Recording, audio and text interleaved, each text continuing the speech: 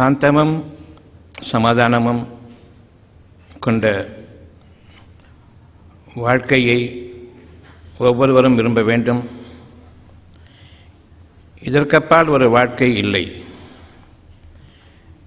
இது மனிதர்களுக்காக இறைவன் விதித்துள்ள விதி. நமக்கு விதியாக்கப்பட்டதும் விதிக்கப்பட்டதும் இறைவனிடமிருந்துள்ள மாபெரும் கட்டளையாக நம்முடைய இறைவன் நமக்கு அறிவித்திருப்பது சாந்தத்தையும் சமாதானத்தையும் கொண்ட வாழ்க்கையை நீங்கள் விரும்ப வேண்டும். இதற்கப்பால் உங்களுக்கு என்ன தேவை என்பதை நீங்கள் சிந்தித்து பாருங்கள். மனதில் சமாதானம் இல்லை என்றால் உங்களுடைய குடும்பங்களில் நீங்கள் வாழ முடியாது. மனதில் சாந்தம் இல்லை என்றால் உங்களை நீங்கள் மனிதர்கள் முன்பாக வெளிக்காட்ட முடியாது. உங்கள் முன்பாக நான் வர வேண்டும் என்றால் என்னுடைய சாந்தத்தை கொண்டு வர வேண்டும். உங்கள் மீது வெறுப்பையோ பகைமையையோ காழ்ப்புணர்ச்சியை கொண்டோ பெருமையை கொண்டோ பொறாமையை கொண்டோ நான் வருவது எனக்கு மறுக்கப்பட்டுள்ளது.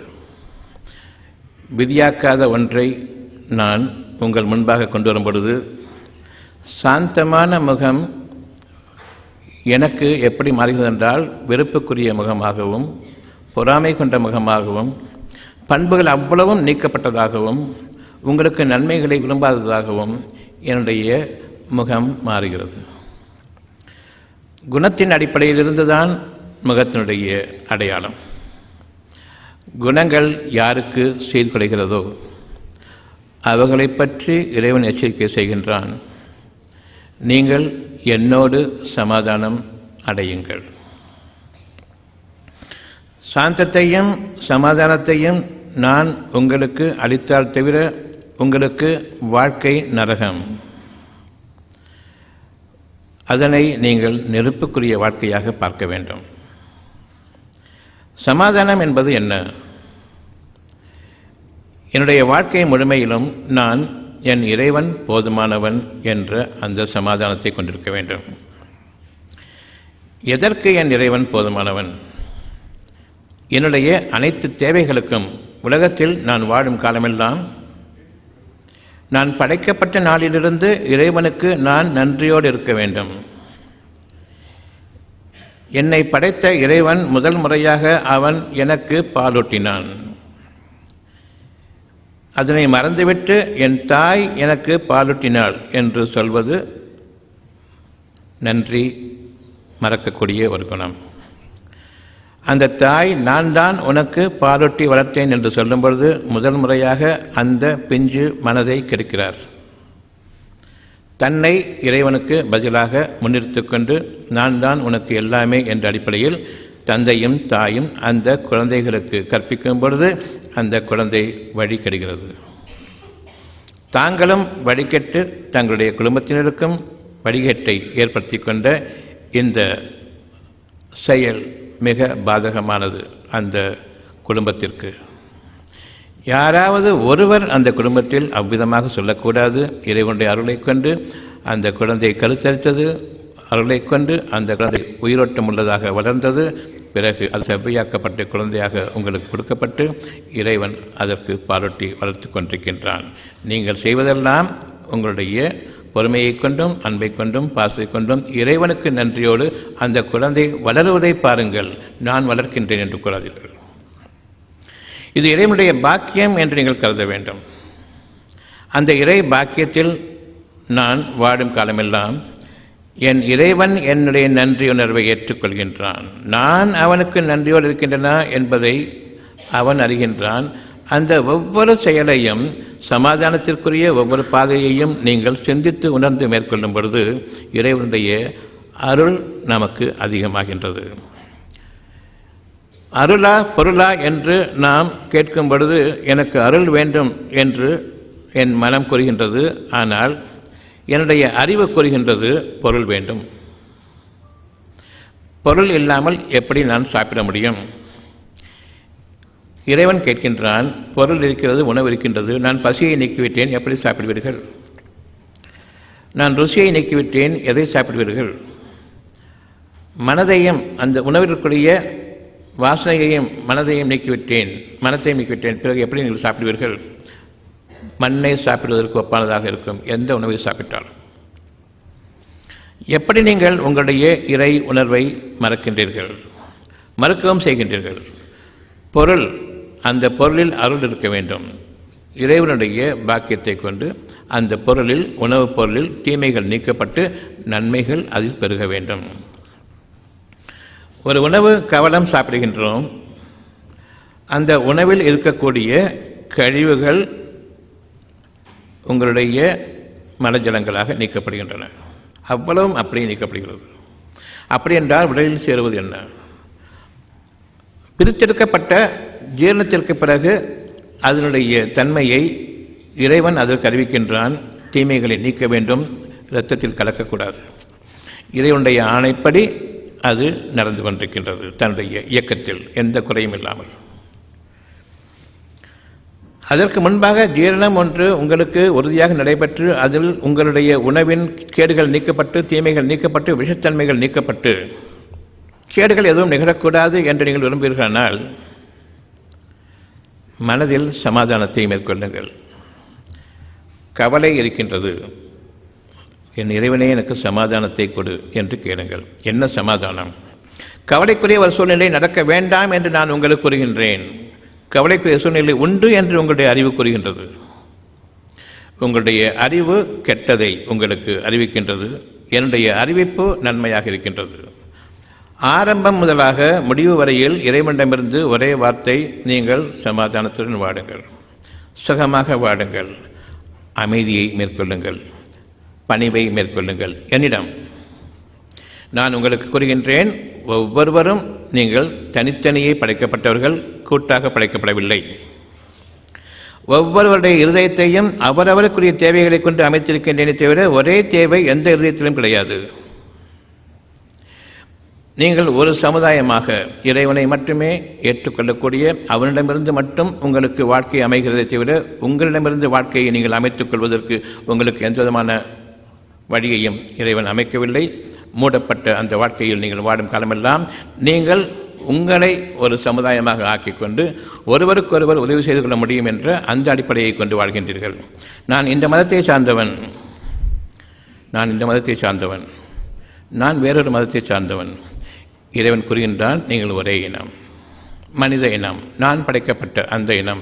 மாபெரும் படைப்புகள் வானங்கள் முதலாக பூமி வரையிலும் இருக்கின்றன. அதில் உங்களை முதன்மையான மேன்மையான மனிதனாக நான் படைத்திருக்கின்றேன்.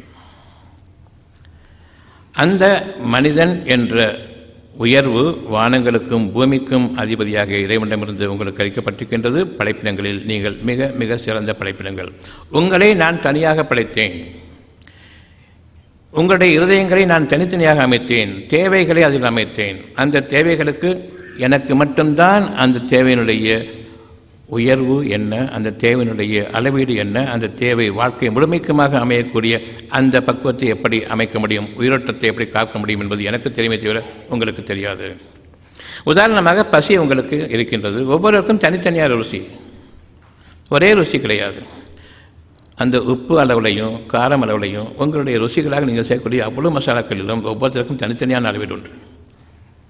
ஒரே மாதிரியாக அனைவரும் சாப்பிடுவதில்லை. உங்களுடைய உணவை எடுக்கும் பொழுதும் ஒருவர் இப்படி இருப்பார், ஒருவர் இப்படி எழுதுவார். ஒவ்வொருவருக்கும் வாயில் சுவைக்கும் பொழுதும் போட்டதும் முழுங்கக்கூடியவரும் இருக்கிறார்கள், இன்னும் கொஞ்சம் சுவைத்து உண்ணக்கூடியவரும் இருக்கின்றார்கள். நடுநடுவே தண்ணியை குடித்து கொண்டும் இருப்பார்கள், பலவிதமான ருசிகளை சேர்த்து உணவு உட்கொள்ளும் இருக்கின்றார்கள். நீங்கள் ஒவ்வொருவரும் தனித்தனியே தனித்தன்மையோடு வாழக்கூடிய மனிதர்கள் என்பதற்கு உங்களுடைய ஒவ்வொரு வாழ்க்கையுடைய ஒவ்வொரு அம்சத்திலும் அடையாளம் இருக்கின்றது. இயற்கையான தேவைகளில் அந்த தேவைகளை பூர்த்தியாக்குபவனும், உங்களுக்காக உணவை கொண்டு வருபவனும், உங்களுக்காக ருசியை அமைத்தவனும், உங்களுக்காக அந்த உணவிற்குரிய மனத்தை அமைத்தவனும், உங்களுக்கு ஜீரணத்தை அமைப்பவனும், அதற்கும் மேலாக நீங்கள் இதற்காக நன்றி செலுத்துபவர்களாக எனக்கு சமாதானத்துடன் இருப்பீர்களா? நன்றியோடு இருப்பீங்களான்னு கேட்கும்பொழுது அதற்கு யோசித்து பதில் சொல்ல வேண்டியதில்லை. நிச்சயமாக நன்மைக்கு நான் நன்றியோடு இருக்க வேண்டும். பிரதி உபகாரம் தேடாத அந்த மாபெரும் இறைவன் எனக்கு நன்மைகளை அளித்து என்னுடன் சமாதானமாக இருங்கள். நான் உங்களை படைத்தேன், உங்களை வாழ்விக்கும் பொறுப்பு என்னுடையது, உங்களுடையதல்ல. ஏற்றுக்கொள்வோர் யார்? மனிதனாக இருக்கக்கூடிய ஒவ்வொருவரும் ஏற்றுக்கொள்ளுங்கள். இறைவன் யார் என்று கேட்டால் நமக்கு உள்ள பதில் நமக்கு மேலாக இருக்கக்கூடிய ஒரு மாபெரும் ஆற்றல். அந்த மாபெரும் சக்தி படைத்தவனோடு நீங்கள் இணைந்து வாழ விரும்புகின்றீர்களா? நான் உங்களோடு இருக்கின்றேன், நீங்கள் என்னோடு இருக்க முடியுமா? இருப்பேன். அப்படி என்றால் உங்களுடைய இருதயத்தை கவனியுங்கள். அந்த இருதயத்தில் என்னுடைய விருப்பங்கள் உங்களுடைய அழகான தேவைகளாக, நீங்கள் எந்த அளவுக்கு அந்த தேவை விரும்புகிறீர்கள் என்றால் மிக பெரும் ஆசீர்வாதமாக எடுத்துக்கொள்ளக்கூடிய அளவுக்கு உங்களுடைய தேவைகளை நீங்கள் விரும்புவீர்கள். அது என்ன தேவை? வாழ்க்கை முழுமையிலும் உங்களுக்கும், நீங்கள் விருப்பத்துடன் வசிக்கும் உங்களுடைய குடும்பத்தார் அனைவருக்கும் எந்தவித தீமையும் ஏற்படாமல், எந்தவித குறைபாடும் இல்லாமல் நான் அவர்களை பாதுகாக்க போதுமானவன். நீங்கள் அவர்களை பாதுகாப்பவர்கள் இல்லை. அந்த பாதுகாப்புக்குரிய எந்த ஒரு ஞானமும் உங்களிடம் இல்லை. என் அறிவிப்பு அந்த ஞானமாக வந்தால் தவிர. உங்களுடைய காலை கடன்களை கடக்கக்கூடிய உபாதைகளை கொண்டு வருவனும் நான் தான். அந்த உபாதைகள், காலை கடன்கள் கடித்து நீக்கப்பட்டுவிட்டால் மட்டும்தான் அந்த நாள் உங்களுக்கு நல்ல நாளாக அமையும். காலை கடன்களை அவன் உங்களுக்கு கொண்டு வராவிட்டால், நீங்கள் அந்த உபாதைகளை நீக்கொள்ளாவிட்டால் அந்த நாள் கஷ்டமான நாள். பிறகு உங்களுக்கு உணவை அளிப்பவனும் உங்களுடைய உள் உறுப்புகளை இயக்குபவனும் அவன்தான், நீங்கள் அல்ல. உங்களுடைய மனம் சமாதானமாக இருக்கும் காலமெல்லாம் அந்த உள்ளுறுப்புகள் சீராக இயங்கிக் கொண்டிருக்கும். என்னுடைய உள்ளுறுப்புகள் சீராக இயங்குவதில்லை, அங்கு ஒரு நோய் உருவாகிறது என்பதை எப்படி நீங்கள் அறிவீர்கள்? உங்களுடைய ஸ்கேன்களை கொண்டும் டாக்டருடைய உதவியை கொண்டும் அறிவீர்களா? அல்லது அவன் ஒருவன்தான் உங்களுக்கு அறிவிப்பான் என்ற அந்த எண்ணத்தை கொண்டிருக்கும் போது நீங்கள் உங்களுடைய உடல் உள்ளுறுப்புகளில் ஏற்படக்கூடிய அந்த அடையாளங்களை கொண்டு எவ்விதம் எனக்கு இந்த பிரச்சனை ஏற்பட்டு கொண்டிருக்கின்றது உடல் உள்ளுறுப்புகளில், அந்த உள்ளுறுப்புகளில் ஏற்படக்கூடிய பிரச்சனைகள் வெளியுறுப்புகளிலும் அதனுடைய பிரதிபலிப்பு ஏற்படுத்தும். நோய்களுக்கு காரணம் உள் உறுப்புகளில் ஏற்படக்கூடிய பிரச்சனைகள். அந்த உள்ளுறுப்புகளில் ஏன் பிரச்சனைகள் ஏற்படுகின்றன என்பதை இதற்கு அடுத்து பார்க்க இருக்கின்றோம். நமக்கு இப்பொழுது இருதயம் இயங்கிக் கொண்டிருக்கின்றது. அது இருதயம் இயங்கவில்லை என்றால் நாம் இறந்து விடுவோம். இதனை நான் அறிகின்றேன். நிச்சயமாக நான் வாழ்ந்து கொண்டிருப்பது கைகால்கள் நடுக்கமில்லாமல் வாழ்ந்து கொண்டிருக்கின்றேன்.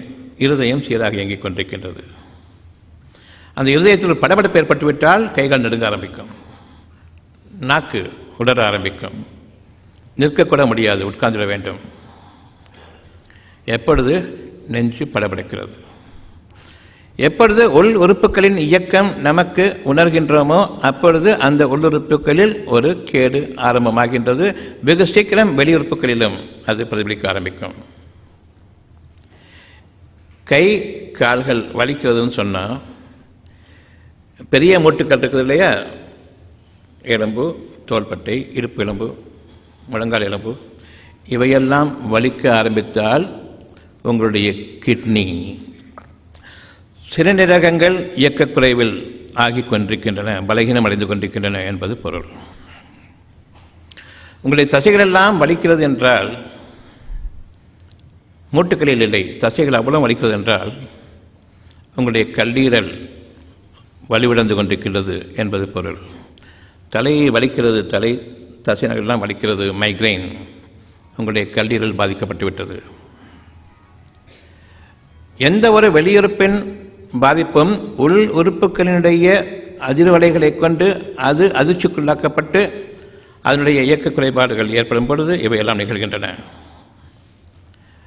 அறிய வேண்டும், உணர்வு மூலமாக அறிய வேண்டும். என் உடல் உள்ளுறுப்பில் ஏதேனும் ஒரு உறுப்பு அது இயங்குவதை நான் உணரும் பொழுது அந்த உறுப்பானது பாதிக்கப்பட்டு விட்டது. உள்ளுறுப்புகள் இயங்குவதை நான் உணரவே கூடாது. அவ்வளவு சுகமாக, அவ்வளவு அழகாக அது இயங்கிக் கொண்டிருக்க வேண்டும். எப்பொழுது நான் உணர்கின்றேனோ நோய்கள் ஆரம்பமாகின்றன. இதற்கெல்லாம் பிரதானமாக இருப்பது இருதயம், உங்களுடைய சுவாசம். இந்த இரண்டும் தான் நீங்கள் உயிரோடு வாழ்கின்றீர்களா இல்லையா என்பதற்கு வெளிப்படையான அடையாளம். உயிர் போச்சா இல்லையான்னு முதல்ல பார்க்குறதுக்கு இங்கே தான் பார்ப்பாங்க. சாதாரணமாக யாருமே மூச்சு வருதான்னு சொல்லிட்டு, அதன் பிறகு கொஞ்சம் அறிவு இருக்குன்னு தெரிஞ்சால் இங்கே பங்கே பார்ப்பாங்க, இருதயம் துடிக்கான்னு பார்ப்பாங்க, நாடி பரிசோதனை பார்க்கலன்னு சொல்லிட்டு. இந்த ரெண்டும் இல்லைன்னு சொன்னால் இறந்து போயிட்டேன்னு சொல்லுவோம். இதுக்கு டாக்டர் தேவையில்லை.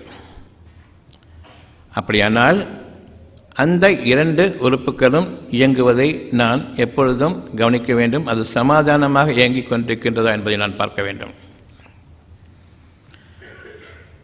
படபடப்பு இருக்கும் பொழுது அந்த சுவாசம் சேர்ந்து அது உறுதியிழக்க ஆரம்பிக்கும். மெதுவாக நான் மூச்சு இறைப்பேன். இதுவரையில் சமாதானமாக மூச்சு வாங்கி கொண்டிருந்தேன். சுவாசம் நடந்து கொண்டிருக்கின்றது. இப்பொழுது மூச்சு இறைக்கிறது. உள்ளுறுப்பில் என்னுடைய நுரையீரல் சுவாசப்பையில் ரொம்ப லேசாக அறியக்கூடியது. எந்த காரணத்தை கொண்டும் சுவாசங்கள் இறைக்கக்கூடாது. சுவாசம் முறையாக அது சீராக நடந்து கொண்டிருக்க வேண்டும். அது சுவாசத்தை பற்றி ஒரு கஷ்டத்தை நான் உணரக்கூடாது. அந்த உறுப்புகளை இயக்கி கொண்டிருக்கக்கூடிய உங்களுடைய மனம், இருதயமும் இப்பொழுது நாம் பிறகு பார்க்க இருக்கின்றோம். அது மனதில் இருக்கக்கூடிய ஒரு குறைபாட்டின் காரணமாக அந்த நெஞ்சத்தில் இருக்கக்கூடிய இரண்டு உறுப்புகளும் இருதயமும் சுவாசப்பைகளும் தங்களுடைய இயக்கத்தில் சீர்குலைய ஆரம்பிக்கின்றன. உங்களுடைய எண்ணத்தின் மீது நீங்கள் இப்பொழுது உங்களுடைய கவனத்தை மேற்கொள்ள வேண்டும். அந்த எண்ணம் சீராக இருக்க வேண்டும். இப்பொழுது நாம் மறைவான ஒரு விஷயத்திற்கு வருகின்றோம். இதுவரையில் வெளிப்படையான விஷயத்தை பார்த்தோம். உங்களுடைய வெளியுறுப்புகள், உங்களுடைய உள்ளுறுப்புகள், பார்க்கக்கூடிய உறுப்புகளை நாம் பார்த்தோம். இந்த உறுப்புகளை இயக்கக்கூடியது மனம். மனதில் ஒரு பதட்டம் ஏற்பட்டுவிட்டால் அது முதலில் உங்களுடைய நெஞ்சத்தை பாதிக்கின்றது. அதில் இருக்கக்கூடிய இரண்டு உறுப்புகள் இருதயமும் நுரையீரல்களும் சுவாசப்பைகளும் பாதிக்கப்படுகின்றன. நோய்கள் இப்பொழுது உங்களுடைய உள்ளத்தில் இருக்கின்றது, உங்களுடைய நெஞ்சத்தில் இருக்கின்றது. உங்களுடைய நெஞ்சத்தில் இருக்கக்கூடிய இரண்டு உறுப்புகளில் இல்லை. ஒருவர் வாழ்கின்றாரா இறக்கின்றாரா என்பதை பார்ப்பதற்கு மூச்சை, சுவாசத்தை பார்க்கின்றோம், நாடியை பார்க்கின்றோம், இறந்து விட்டார் என்று கூறுகின்றோம். உங்களுடைய ஒட்டுமொத்த வாழ்க்கையும் உங்களுடைய நெஞ்சத்தில் அமைந்திருக்கின்றது. மற்ற உறுப்புகள் அதற்கு கீழ்ப்படிந்தவை. உங்களுடைய ஜீரணம், அவை எல்லாமே உங்களுடைய சிறுநீரகங்கள், உங்களுடைய கல்லீரல், உங்களுடைய கணையம், டயபெட்டிஸ் என்று கூறுகின்றீர்களே அந்த கணையம், இவை யாவும் நெஞ்சத்தில் இருக்கக்கூடிய அந்த இரண்டு உறுப்புகளும் ஒழுங்காக இயங்காமல் சீர்குலையும் பொழுது இவற்றுக்கு கேடு வந்தது. இந்த உறுப்புகள் வெளியுறுப்புகளை பாதிக்கின்றது. கை கால் வலிக்குதுன்னு சொல்லிட்டு எலும்பு டாக்டரை பார்க்க போவீங்க. அதற்கு காரணம் உள்ளுறுப்புகளில் உள்ள கேடுகள் என்பது எலும்பு டாக்டருக்கு தெரியாது. உள்ளுறுப்புகளில் எனக்கு சில பாதிப்புகள் இருக்கின்றன. கர்ப்பப்பையில் பாதிப்பு இருக்கின்றது, என்னுடைய கல்லீரல் பாதிப்பு இருக்கின்றது, என்னுடைய கணையம் பாதிக்கப்பட்டிருக்கின்றது, என்னுடைய சிறுநீரகம் பாதிக்கப்பட்டிருக்கின்றது. இவற்றை பார்ப்பவர்களுக்கு தெரியாது நெஞ்சத்தில் இருக்கக்கூடிய எந்த இரண்டு உறுப்புகளும் பாதிக்கப்பட்டால் தவிர இதற்கு கீழே இருக்கக்கூடிய உறுப்புகள் பாதிப்பு அடைய எந்த வழியும் இல்லை. அப்படி என்றால் நெஞ்சம் பாதுகாக்கப்பட வேண்டும். அந்த நெஞ்சம் என்பது இரண்டு உறுப்புகளை கொண்டிருப்பது. சுவாசப்பைகள், இருதயம், அந்த இரண்டையும் இயக்குவது, சீராக இயக்குவதும், அதனை படபடப்புக்குள்ளாக்குவதும், அதனை தளர்ச்சிக்குள்ளாக்குவதும் உங்களுடைய மனம். அந்த மனதில் இருக்கக்கூடிய சமாதானம். நான் எந்த அளவுக்கு சமாதானமாக இருக்கின்றேனோ அந்த அளவுக்கு உங்களுடைய உடல் ஒட்டுமொத்தமும் பாதுகாக்கப்படும்.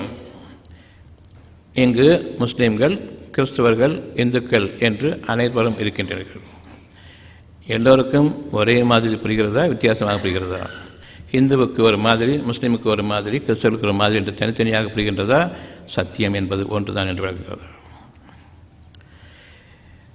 மனிதர்களுடைய அறிவுக்கு மேலான ஒரு ஞானம் இது. நிச்சயமாக ஒவ்வொரு மனிதனும் தனக்குத்தானே என்ன நிகழ்ந்து கொண்டிருக்கிறது என்பதை, உள்ளுறுப்புகளில் இருந்து வெளியுறுப்புகளுக்கு பரவக்கூடிய அந்த நோய்கள் என்பதை தெரிந்த பிறகு, வெளியுறுப்புகளுக்கு நோய்களே இல்லாமல் நான் தடுக்க வேண்டும் என்றால் உள்ளுறுப்புகளை கவனிக்க வேண்டும்.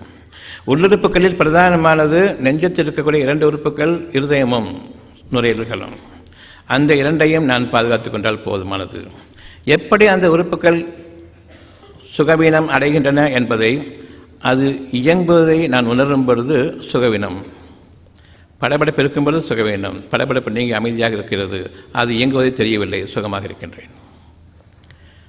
மூச்சு இறைக்கின்றது, நுரையீரல்களில் நிச்சயமாக எனக்கு கேடுகள் வர ஆரம்பிக்கக்கூடிய சூழ்நிலை உருவாகி கொண்டிருக்கின்றது. இந்த மூச்சிறைப்பு கூடாது, சுகமான சுவாசமாக அமைய வேண்டும். இதனையும் இறைவன் அறிவிக்கின்றான். மறைவான செய்திகள். இந்த 2 உறுப்புகளுக்கும் அப்பால் உங்களுடைய குடல் உள்ளுறுப்புகளில் ஏற்படக்கூடிய அந்த நோய்கள், இந்த 2ஐயும் நெஞ்சத்தில் இருக்கக்கூடிய இந்த 2 உறுப்புகளையும் பாதுகாக்கப்படாமல் அங்கு நிச்சயமாக மற்ற உறுப்புகளை குணமாக்க முடியாது. அந்த நெஞ்சத்தில் இருக்கக்கூடிய 2 உறுப்புகளையும் பாதுகாப்பது உங்களுடைய மனம். மறைவான விஷயங்களுக்கு வருகின்றோம். அந்த மனதில் இறைவனுடைய வாக்கு இருக்கின்றது. வாக்கு உறுதி. உண்மையாளன் சத்தியமானவன், அவனை தவிர சத்தியத்தை பேசுவான் இல்லை. நீங்களும் உங்கள் குடும்பத்தினரும் நோய் நொடியற்ற ஆரோக்கியமான மன அமைதியான வாழ்க்கை வாழ ஆசையா? நாட்பட்ட தீராத நோய்களிலிருந்து மருந்து மாத்திரை ஊசி இல்லாமல் குணமடைய ஆவலா? அப்படியானால் இன்றே வாங்கி படியுங்கள். டாக்டர் பஸ்லூர் ரஹ்மான் அவர்கள் எழுதிய உடல் நலம் மனநலம் காத்து ஆரோக்கிய வாழ்க்கைக்கான முத்தான 15 மருத்துவ களஞ்சியம். அருமையான புத்தகங்கள் இதோ. எளிமையான முறையில் அக்குபஞ்சர் கற்றுக்கொள்ள உதவும் அருமையான புத்தகம் புதிய அக்குபஞ்சர் உங்களுக்காக. ஆசிரியர் டாக்டர் பஸ்லூர் ரஹ்மான் அவர்கள். படித்து நடைமுறைப்படுத்த வேண்டிய அரிய புத்தகம். விலை ரூபாய் 400. நோய்களிலிருந்து பாதுகாத்துக் கொள்ள உதவும் மருத்துவ களஞ்சியம், மருந்துகளால் வரும் நோய்கள். ஆசிரியர் டாக்டர் பஸ்லூர் ரஹ்மான் அவர்கள். விலை ரூபாய் 250. நீங்கள் ஒவ்வொருவரும் வாழ்க்கையில் வெற்றி பெற வேண்டுமா? நீங்கள் வாங்கி படிக்க வேண்டிய, உங்கள் வாழ்க்கையில் கடைபிடிக்க வேண்டிய அருமையான தொகுப்பு டாக்டர் பஸ்லூர் ரஹ்மான் அவர்கள் எழுதிய வெற்றிக்கு மேல் வெற்றி. விலை ரூபாய் 350. நோய் நொடியற்ற வாழ்க்கைக்கு உதவும் பயனுள்ள மருத்துவ கதைகள் பாகம் 1. ஆசிரியர் டாக்டர் பஸ்லூர் ரஹ்மான் அவர்கள். ரூபாய் 250. பெண்களே உங்களுக்காக, நிச்சயமாக ஆண்களுக்கும் எண்ணற்ற ஆண் பெண் இருபாலருக்கும் ஏற்படும் மருத்துவ கேள்விகளுக்கு விடை காண, மேலும் பெண் குழந்தைகள் பிறந்தது முதல் அவர்களுக்கு மனமாகி குழந்தைகள் பிறக்கும் வரை ஏற்படும் அனைத்து விதமான சந்தேகங்களுக்கு தீர்வு காண உதவும் மருத்துவ பொக்கிஷமான இப்புத்தகம் நீங்களும் படித்து உங்கள் வருங்கால சந்ததிகளுக்காக பாதுகாத்து வைக்க வேண்டிய மருத்துவ களஞ்சியம். பெண்களே உங்களுக்காக, நிச்சயமாக ஆண்களுக்கும். ஆசிரியர் டாக்டர் பஸ்லூர் ரஹ்மான் அவர்கள். விலை ரூபாய் 250. டாக்டர் பஸ்லூர் ரஹ்மான் அவர்கள் எழுதிய இறைவழியில் இனிய சுகப்பிரசவம். விலை ரூபாய் 400. டாக்டர் பஸ்லூர் ரஹ்மான் அவர்கள் எழுதிய நோய் நொடியற்ற வாழ்க்கைக்கு உதவும் மருத்துவ கட்டுரைகள் பாகம் 2. விலை ரூபாய் 250. மருந்து மாத்திரை ஊசி இல்லாமல் நோய்களிலிருந்து தப்பிப்பதற்கும் ஒவ்வொரு குடும்பத்திலும் இருக்க வேண்டிய அருமையான புத்தகம் தான் நீங்களும் அக்குபஞ்சர் டாக்டராங்கள். விலை ரூபாய் 250. வாழ வழிகாட்டும் அற்புதமான புத்தகம் தான் டாக்டர் பஸ்லூர் ரஹ்மான் அவர்கள் எழுதிய இறைவழி மருத்துவம் பயனளிக்க இறைவனை பிரார்த்திப்பது எப்படி. விலை ரூபாய் 250. இறைவழி மருத்துவம் பாகம் 1. ஆசிரியர் டாக்டர் பஸ்லூர் ரஹ்மான் அவர்கள். விலை ரூபாய் 200. இறைவழி மருத்துவம் பாகம் 2. ஆசிரியர் டாக்டர் பஸ்லூர் ரஹ்மான் அவர்கள். விலை ரூபாய் 250. பிபி டயபெட்டிஸ் நோயாளிகளே உங்கள் நலனுக்காக. மேலும் டயபெட்டிஸ் பிபி பற்றி இன்னும் அறிந்து கொள்ள, நமக்கும் நம் சந்ததிகளுக்கும் டயபெட்டிஸ் பிபி நோய் வராமல் காத்துக்கொள்ள உதவும் அற்புத நூல்தான் டாக்டர் பஸ்லூர் ரஹ்மான் அவர்கள் எழுதிய பிபி டயபெட்டிஸ் நோயாளிகளே உங்கள் நலனுக்காக. ஒவ்வொரு வீடுகளிலும் அவசியம் இருக்க வேண்டிய நூல்தான் பிபி டயபெட்டிஸ் நோயாளிகளே உங்கள் நலனுக்காக. விலை ரூபாய் 250. டாக்டர் பஸ்லூர் ரஹ்மான் அவர்கள் எழுதிய எப்படி கற்றோம். விலை ரூபாய் 350. மேற்கண்ட 15 புத்தகங்களை வாங்க தொடர்பு கொள்ளுங்கள். Health time publication, Chennai. Cell number 9840498898 மற்றும் 87784477788.